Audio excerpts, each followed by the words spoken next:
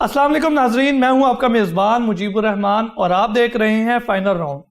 नाज़रीन, दूसरे जंग अज़ीम के बाद अमेरिका ने कम्युनिस्ट रूस का रास्ता रोकने के लिए रीजनलिज्म के ख्याल को अमली शक्ल दी। अमेरिका और इसके सरमायादारा साथियों ने माशी और दिफाई इत्तेहाद तश्कील दिए ताकि कम्युनिज्म के ख्याल को और इसके दिफाई और माशी फैलाव को रोका जा सके। इन इलाकाई तंजीमों के क़याम के बायस अमेरिका का हर जगह मौजूद रहना या होना जरूरी नहीं रहा। बिलाखिर अमेरिका न सिर्फ सुर्ख रूस को शिकस्त देने में कामयाब रहा बल्कि इसके बाद दिहाइयों तक यूनिपोलर दुनिया का बेताज बादशाह भी रहा। मगर अब वक्त का पहिया उल्ट सिमत में चलना शुरू हो चुका है। अब अमेरिका के मुकाबिल चाइना अपनी सरबराही में रीजनलिज्म को प्रमोट कर रहा है। 15 नवंबर 2020 को आरसेप यानी रीजनल कॉम्प्रिहेंसिव इकोनॉमिक पार्टनरशिप के नाम से चाइना ने मशरकी एशिया के ममालिक पर मुश्तमिल एक इत्तेहाद तश्कील दिया। मुबस्सिरीन इसे एशिया में चाइना की तोसी से तशबीह दे रहे हैं। मगर आज के प्रोग्राम में हम जानने की कोशिश करेंगे कि आरसेप रीजन और दुनिया के लिए मुस्बत है या मनफी। इसी हवाले से बात करने के लिए हमारे साथ मौजूद हैं बैनुल अक़वामी ताल्लुकात आमा के माहिर जनाब डॉक्टर फरहान खान अब्बासी साहब। सर, बहुत शुक्रिया, आपने अपना कीमती वक्त दिया। डॉक्टर साहब, आरसेप जो टॉपिक है ये इतना ज़्यादा जाना पहचाना नहीं है, तो हमारे नाज़रीन को ज़रा इस बारे में आगाही तो दीजिए कि ये क्या चीज़ है। बहुत मेहरबानी जी। फाइनल राउंड में आपने मुझे मदऊ किया।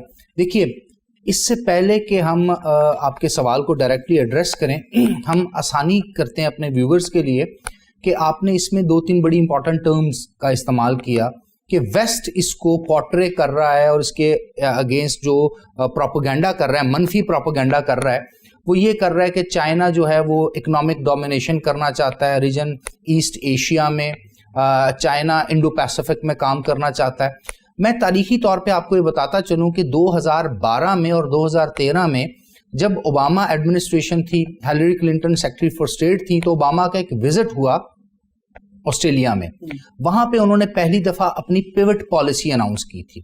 ये हुआ क्या था, अगर आप गौर से देखें तो चाइनीज फॉरेन पॉलिसी है वो काफी ज्यादा प्रैग्मेटिक है और वो डे टू डे अफेयर को भी देखते हैं और पीरियोडिकली भी हर कुछ महीनों के बाद भी अपनी पॉलिसीज को रिवाइज करते हैं with reference to their economic expansion, with reference to their broad base, जो एक नया वो जिसको हम कहते हैं ना कि सी लाइन ऑफ कम्युनिकेशन पे सिक्योरिटी की बात हो, या दूसरी तरफ मैरीटाइम सिल्क रोड की बात हो, या सिल्क रूट की बात हो जिसको स्ट्रिंग ऑफ पर्ल्स कहा जाता है, या फिर जिसको one belt one road initiative कहें, सी पैक इनिशिएटिव कहें। तो चाइना ने 2011 में ही, क्योंकि चाइना एक ऑब्जर्वर कंट्री है आसियान का, ASEAN basically association of south east Asian nation है, ये 1969 में बनी थी, चंद ममालिक ने आपस में बनाई थी और ये बहुत ज़्यादा अंडर डेवलप्ड कंट्रीज थे। With the passage of time इन्होंने ट्रेड बैरियर्स ख़त्म किए, अपने बॉर्डर डिस्प्यूट्स ख़त्म किए और ईस्ट एशियन नेशन के जितने भी 10 ही मेंबर कंट्रीज थे, इन्होंने जो रीजनल ग्रोथ है उसके बड़े रैकेट्स कायम किए, बल्कि बहुत से आपको एशियन टाइगर्स भी ईस्ट एशिया में से ही मिलते हैं, जिसके ऊपर फिर वेस्ट की बड़ी नज़र थी। चाइना जब 2001 के बाद ग्रो करता है और एक्सपेंड होने की अपनी तैयारी करता है, तो चाइना क्या करता है, as a observer country ASEAN का मेंबर बन जाता है। अब 2011 में चाइना ने एक नया इनिशिएटिव लिया और चाइना ने कहा कि क्यों ना बीइंग एन ऑब्जर्वर कंट्री मैं भी आप तमाम आसियान कंट्रीज की तरह आप 10 मुल्कों के साथ यानी आसियान के साथ फ्री ट्रेड एग्रीमेंट करूं, यानी बहुत सी ऐसी चीजें जो चाइना को चाहिए जिसमें बहुत ज़्यादा रॉ मटेरियल है चाइनीज़ इंडस्ट्री के लिए, इवन के चाइना की जितनी भी टेक्नोलॉजिकल मैन्युफैक्चरिंग होती है उसके लिए, उसमें मैं आपको ट्रेड वो जो बैरियर्स है वो ख़त्म कर दूं और आप मुझे वो चीज़ें भेजें, आप एक्सपोर्ट करें मैं उसको इंपोर्ट करूं। इसी तरह बहुत सी ऐसी प्रोडक्ट्स जो फिनिश आइटम्स आसियान कंट्रीज इस्तेमाल कर रहे हैं उसको चाइनीज के लिए फ्री ट्रेड किया जाए, ट्रेड बैरियर ख़त्म किए जाएं आसियान के इन 10 ममालिक में, और चाइना उस अपनी की सारी इंडस्ट्री की जो फिनिश गुड है उसको वहां पर वो फ्लड कर दे, यानी वो उस मार्केट को कवर कर ले। ये बात चल रही थी। इसके साथ साथ कुछ और ममालिक ने भी चाहा कि वो इसका मेंबर बने, तो ये जो नेगोशिएशन थी ये बैक एंड पे, बैक डोर पे चल रही थी। तकरीबन को 7-8 साल की कंसिस्टेंट मेहनत के बाद एक प्रोडक्टिव रिजल्ट निकला। और जिस तरह के आपने अपने इंट्रोडक्शन में कहा कि 15 नवंबर 2020 को जब कोरोना वायरस अपनी पीक पे था, तो इवन के अमेरिकन तो उस वक्त कह रहे थे कि जो चाइनीज वायरस अपनी पीक पे है, तो तब फिर चाइना ने اس کو فارملی کیا کہتے ہیں اناؤنس کیا، جس میں چائنا ہے، آسٹریلیا ہے، نیوزی لینڈ ہے، جاپان ہے، یعنی یہ آسیان +5 کنٹریز ہیں. اس میں انڈیا بھی تھا لیکن امریکہ کے کہنے پہ انڈیا اس سے کوئٹ کر گیا. آلرائٹ ڈاکٹر عباسی بتائیے گا کہ معاشی لحاظ سے RCEP خطے اور دنیا کے لیے کتنے بڑے اکنامک چینج یا مقابلے کا باعث بن سکتی ہے؟ دیکھیے سب سے پہلے تو نارملی ہم کیا کرتے ہیں، being a student of global politics یا ریجنل پالیٹکس، ہم دیکھتے ہیں جب بھی کوئی ریجن میں ایکارڈ بنتا ہے تو اس کی کچھ اسٹرینتھس چیک کرتے ہیں، یعنی وہ جن ممالک نے بنایا ہے ان کی انڈسٹریل اسٹرینتھ کیا ہے، ان کی پاپولیشن کیا ہے، ان کی جو لوگ وہاں پر رہ رہے ہیں ان کی جو زندگی پر کیپٹا انکم کیا ہے، ان کی ہیومن ڈیولپمنٹ انڈیکس کس لیول پر ہے، ان کی اپنی اکنامک جو GDP ریشو ہے وہ کیا آ رہا ہے. تو میں کچھ اسٹیٹسٹکس آپ کو بتاؤں گا، یہ ریسرچ بیسڈ اسٹیٹسٹکس ہیں اس لیے امید ہے بالکل ٹھیک ہوں گے. جو 15 ممبر کنٹریز ہیں، یعنی 10 آسیان کے member countries, 10+5 naan ASEAN countries, collectively اگر دیکھا جائے تو ان کی جو پاپولیشن ہے ان 15 ملکوں کی وہ آلموسٹ 2.2 بلین پیپل بنتی ہے، یعنی دنیا کا کو 25% تو پاپولیشن ان کے پاس چلی گئی اور 25 سے 30% پاپولیشن کا یہ ایریا ہے. دوسری امپورٹنٹ چیز، دنیا کا جو 30% GDP ہے، یعنی پوری دنیا کی جو گراس ڈومیسٹک پروڈکٹ پروڈیوس یا پروڈکٹ اینولی ہوتی ہے، اس کا 30% صرف RCEP کنٹریز ہی پروڈیوس کرتے ہیں. ان ادر ورڈز آپ کہہ سکتے ہیں کہ 26.2 trillion $US annually 10 ASEAN countries اور 5 نان آسیان کنٹریز یعنی RCEP کے 15 ممبر کنٹریز جو ہیں اتنا GDP پروڈیوس کرتے ہیں. اگر دیکھا جائے تو اس کے علاوہ جو آسیان ہے، اگر یہ اپنے ان ایگریمنٹس کے اکارڈنگلی فری ٹریڈ کر لیتے ہیں آسیان کنٹریز میں بھی اور نان آسیان کنٹریز جو ممبر ہیں RCEP کے، تو یہ almost 2.9 billion $US annual income generate کیا کریں گے، یعنی 209 ارب $، ہیوج اماؤنٹ ہے یہ جنریٹ کیا کریں گے، جو آلموسٹ 2 ٹریلین کے قریب بنتی ہے. اس کے علاوہ 500 بلین $، کی ٹریڈ ہوگی 2030 تک ان ممالک میں آپس میں. اب آپ اندازہ لگائیں کہ جب 500 بلین $، کی ٹریڈ اینولی تک یہ 2030 میں پہنچ جائیں گے تو وہی ٹریڈ والیوم جو ویسٹ کا ہوتا ہے ان ممالک کے ساتھ، ویسٹ کی انڈسٹری تو پھر ادھر نہیں کچھ اپنی چیز بیچ سکے گی. پھر اسی طرح را مٹیریل یہ جو ویسٹ کے کنٹریز کو بیچتے ہیں آسیان کنٹریز اور یہ RCEP کا جو گروپ آپس میں ہے، وہ زیادہ تر وہ سارے کا سارا را مٹیریل بیچے گا چائنا کو. پھر تیسری امپورٹنٹ چیز، چائنا نے RCEP کی جو بیس بنائی ہے وہ 3 چیزوں پہ بنائی ہے. پہلی، چائنا یہ چاہتا ہے کہ RCEP کنٹریز یا ممبر کنٹریز جو RCEP کے ہوں گے ان تمام کے تمام 15 ممبر کنٹریز میں ٹیکنالوجی شیئر ہوگی، جو بہت بڑی ایک اچیومنٹ ہے. یعنی بہت سے ایسے ممالک جن کے پاس چائنا والی ٹیکنالوجی نہیں ہے، چائنا ان سے اپنی وہ ٹیکنالوجی شیئر کرے گا. اب وہ ٹیکنالوجی ایگریکلچر میں بھی شیئر ہوگی، لائف سٹاک میں بھی شیئر ہوگی، ریسرچ اینڈ ڈیولپمنٹ میں بھی شیئر ہوگی، میری ٹائم سیکیورٹی میں بھی شیئر ہوگی، میگا اسٹرکچرز بنانے میں بھی شیئر ہوگی، انڈسٹری لگانے میں بھی شیئر ہوگی، فنش گڈز پروڈیوس کرنے میں بھی شیئر ہوگی. میری ٹائم جو چائنا کا اپنا ایک سلک روٹ ڈیولپ کر رہا ہے، شپنگ انڈسٹری ہے، وہ تمام کی تمام ٹیکنالوجی چائنا شیئر کرے گا. نہ کہ چائنا ویسٹ اور امریکہ کی طرح ایک ہیجمونک اکنامک ماڈل لے کے آنا چاہ رہا ہے جس سے وہ باقی ملکوں کو ایکسپلائٹ کرے یعنی استحصال کرے، بلکہ چائنا ان کو ڈیولپ کر رہا ہے. دوسرا کام چائنا اس میں کیا کرنا چاہ رہا ہے، چائنا اس جو انڈو پیسیفک ریجن ہے جہاں پر امریکن پالیسیز ہمیں بعض کا کوارڈ کی صورت میں نظر آتی ہے. ابھی ریسنٹلی آپ دیکھتے ہیں آکس کے نام سے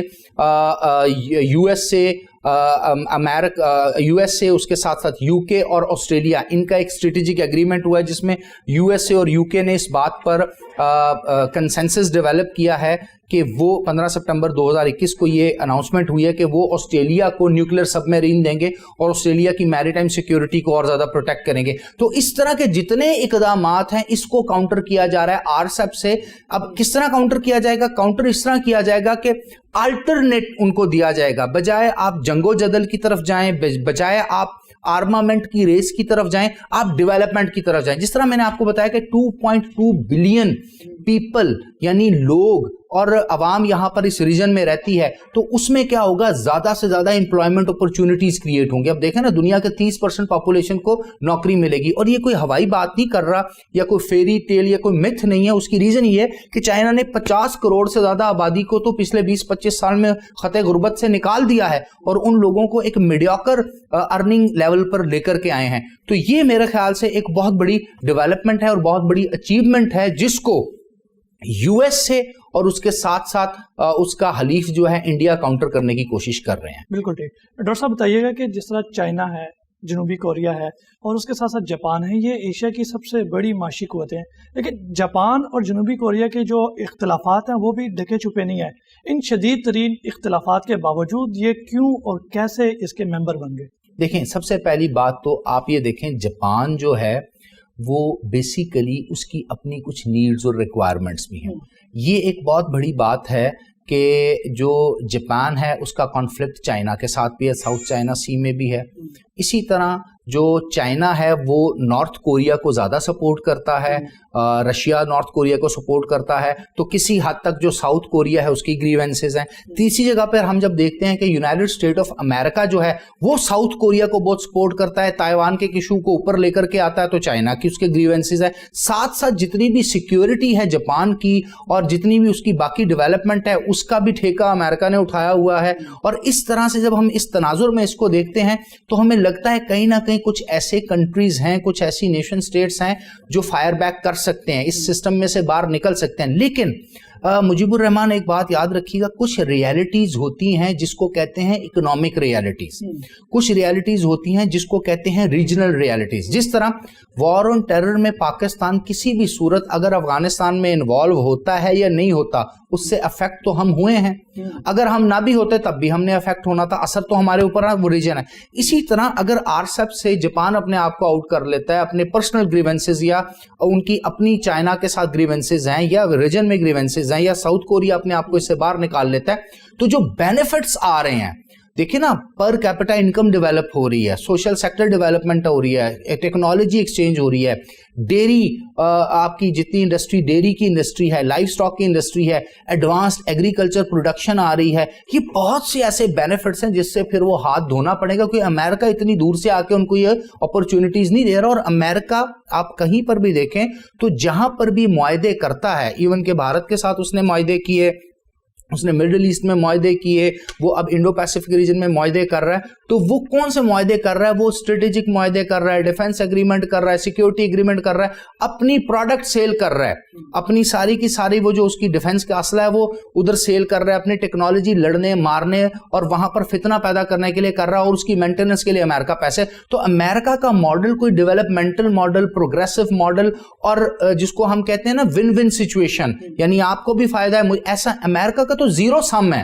अमेरिका तो एक रियलिस्ट वर्ल्ड ऑर्डर के साथ चल रहा है जिसमें अमेरिका जो है वही गेन हासिल करता है, सामने वाला जो किसी भी तरह से अमेरिका के साथ रिलेशनशिप में होता है वो गेन तो नहीं हासिल करता, वो एक कंपनसेटरी फैक्टर उसको मिल जाता है, कुछ ना कुछ उसको मिल जाता है। तो इस पर्सपेक्टिव में मैं ये समझता हूं कि जितने भी पॉलिसी मेकर्स हैं, साउथ कोरिया स्पेशली आपने पूछा और दूसरी तरफ ने जापान का पूछा, वो कंसीडर जरूर इसको कर रहे हैं, लेकिन वो आरसेप के साथ चलेंगे। बिल्कुल ठीक।